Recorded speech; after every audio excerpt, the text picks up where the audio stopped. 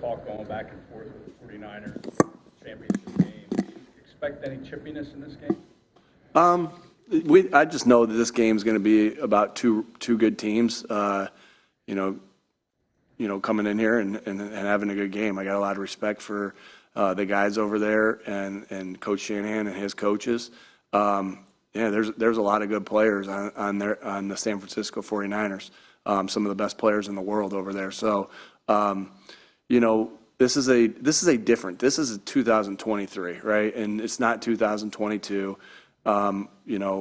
Very similar to what we responded with the Chiefs stuff, like going into the Chiefs game, right? There's different players on this team. There's different players on their team. Shoot, one of our better players from last year is on their team, right? And so, this is about the 2023 Eagles versus the 2023 Niners. Both teams are doing well. It's going to be a heck of a battle. You have two healthy off-ball linebackers at this moment on the 53. What's the plan at that position? Yeah, we'll see. I don't know where they will be at the end of the week. I'm hopeful with these guys, and so I got a lot of faith in the guys that we have in that room, and we'll see how their rehab continues throughout the week. We have some guys in the practice squad, and obviously you guys know somebody's in the building as well. Who's that? You guys haven't played a whole lot of games that have been 60 minutes of probably what you would accept as standard Eagles football. Is there a sense, and is that a message you want to get to these guys that you're going to have to play 60 minutes Sunday? Yeah, I mean, shoot. We played how many minutes? We played 70 minutes last week, right? And then it was good minutes. Yeah, and then obviously the week before with Kansas City, and so we know when you play good football teams like we're about to play this week, you're gonna have to be ready to go for 60 minutes. Shoot, that's usually the case in the NFL, that you're playing all 60 minutes. It's a battle till the end. Think about how many games come down to one-score games. Now, we've been in 2 overtime games this year. Obviously, the Kansas City game before that, those are the ones that are on my mind right now. Our strength and conditioning and our trainers do a great job with our guys with their conditioning. And the guys do a really good job of working their conditioning because it takes both parts. And so, we feel like we'll be ready to go, especially after, and we'll do the right things this week to not only get us ready to play the game, but also get our bodies ready to play the game, because we knew we had a lot of plays there on Sunday against the Bills. You mentioned Shaq's in the building. What's that process like for you? Obviously, you have a relationship. You got to prepare for the 49ers, but when somebody comes into the building during the week, what's that process like for you? Yeah, you just shuffle things around a little bit. You get in a little bit earlier to get some things done, so you can have a little bit more time to spend. And so, being able to, any guy that comes in here, I want to spend time with them and talk to them. Obviously, there's a prior relationship there.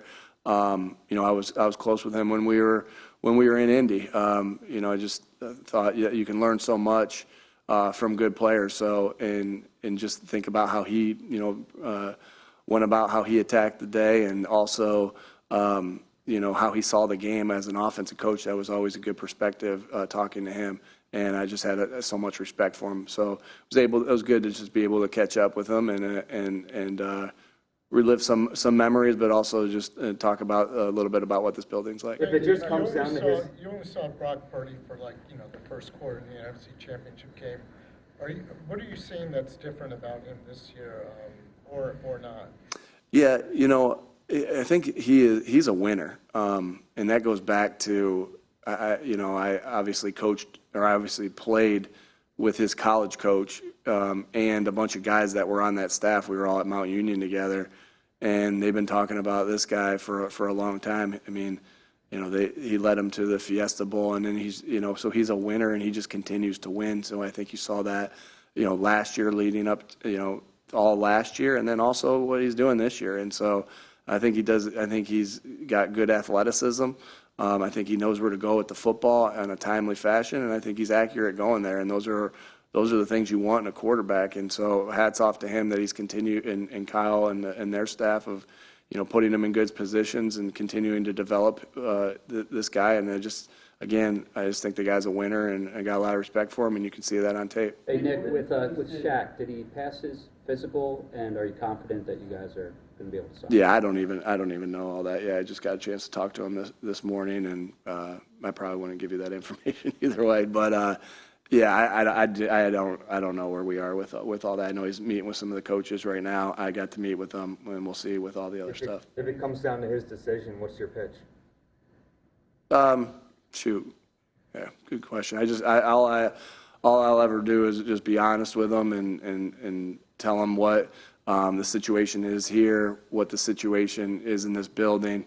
I think the pitch is just the guys that we have in this building, and some of them he has a prior relationship to. But I think just I want Shaq to make the decision what's best for him. So because again, when there's that prior relationship, you want to make sure that, and that's what I said to him. I just want you to make the best decision for you. Take all the information from both places and do what's best for you. And so, I've called him a bunch the last couple days, and he'll make the decision that's best for him. I'm confident in that he's a good person. What do you think about Jordan Phillips' false start or offsides on tush push? Yeah, he definitely did it. And Kelsey had strong words about how it was handled. Do you feel like this is something that teams will resort to increasingly? No, I mean, no. Yeah, I don't think so. But we'll see. We'll see. There's people are going to try every different way to stop the play, and we'll have to be ready for everything. Nick, you guys, what are the keys to getting off to a faster start this weekend? Yeah. Obviously, everything that you do is we don't start with things that, I mean, there's different ways you're starting, right? There's things you want to set up, there's things you want to see, but you always want to start off fast. And so it's just us putting the guys in positions to succeed and the guys executing. It will always come down to that. Sometimes we've been pretty successful here in this past 2 years of our opening drives, a lot with our opening drives of going down and being able to get points. Obviously last week and the week before that I think you need to look at the entire body of work, but I also understand that we're judged on our last game or our last 2 games. So that's not something we know we've been pretty good at that. Not something at all that we're hitting a panic button on. We just got to do a better job putting the guys in positions to succeed, and then just the execution. It will always be that. Nick, the 49ers did a lot of talking in the offseason, and even one player calling another player trash on this Eagles team. Did you talk to your players at all through this whole time or even this week about how you want them to handle it, and are you happy with the way they've handled it? Again, I just think it's just such different teams. It's the 2023 Eagles versus the 2023 Niners. And so, all we talk about is there is no greater motivation than not wanting to let each other down. I mean, that's our connect piece, right? Because there's always going to be outside motivations. I say this all the time, right? Whether you're going to play against your hometown team in Buffalo, whether you're going back playing a team that beat you in the Super Bowl, whether there's a rematch in the NFC, like there's that each and every week. You're playing against a former teammate of yours. But again, at the end of the day, we want to put in the work that we need to put into the week, just so we don't want to let each other down, because we know it's the best teams that win, not the best groups of individuals. So that's our message throughout anything like this, regardless of the circumstances, is let's go to work for each other this week, because we know we got a close-knit group of guys. How was Chase Young's addition in package was already a pretty good pass rush? Obviously, they're outstanding on the defensive line, and he's an outstanding player as well. So they just added to a really solid group, a really good group. We obviously, I guess this year was the first year that since I've been here that Chase played against us twice this season, and so had a lot of respect for the way he looked, the way he plays. Think very highly of him as a player, and to add him, with Armstead and with Bosa and with Javon, and then they got depth behind that. Obviously, that was a good. It's paid dividends for them, and they're really solid on that defensive line. You guys What's are your- underdogs for this game, Nick. What's your reaction to that? Again, not going to get wrapped into what anybody else thinks of us, whether that's another team, whether that's, whoever makes the spreads or anything like that. We just worry about going to work for ourselves.